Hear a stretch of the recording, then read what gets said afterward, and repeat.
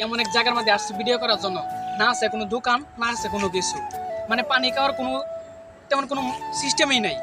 কারণ প্রচুর পরিমাণে পানি পিপাসা লাগছে, পানি তো খাইতে হইব। ওই যে আমার পাশে ওইদিকে দেখা যায় একটা বাড়ি ঘর আছে, আর ওই যে একটা মাই আছে আমার সাথে পিচ্ছি, ওর সাথে কথা বলে দেখবো যে আমার পানি খাওয়ার কোনো ব্যবস্থা হয় কিনা। আসে শোনো, আমাদের বাড়িতে গেলে কি পানি খাওয়া যায়?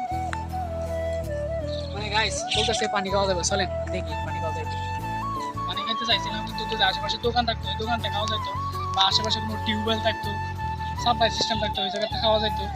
কিন্তু এরকম কোনো সিস্টেম নাই। পিচ্ছি মেয়েটা শুধু একলাই আছে, বাড়িতে অন্য কেউ নাই।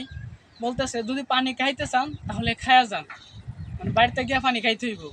মানে রিকোয়েস্ট করতে তাদের বাড়িতে যাওয়ার জন্য, মানে পানি খাওয়া যান, না হলে মানে আমার পানি পিপাসা লাগছে, তো অবসরে যাওয়া নেই লাগবে। দেখি কতক্ষণ পরে আমাদের জন্য পানি নিয়ে আসে। সত্যি করতে আমাদের কিন্তু পানি পিপাসা লাগছে।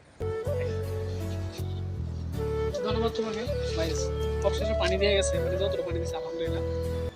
অনেকটা পানি, মানে পানি অবশ্যই বয়ে খাইতে হবে, বয়ে খাই দিই। ভেতরে এইদিকে আয় না, আসলে কিন্তু বউ, আরে বল না।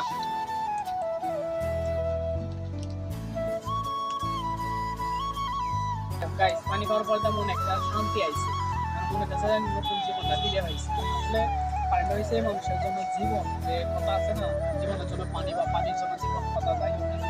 আসলে পানিটা যে মানুষের জন্য কতটা উপকারী, এটা মানে তারা ফিল করতে পারবো যারা পানি পিপাসা এরকম ভাবে হয়েছে।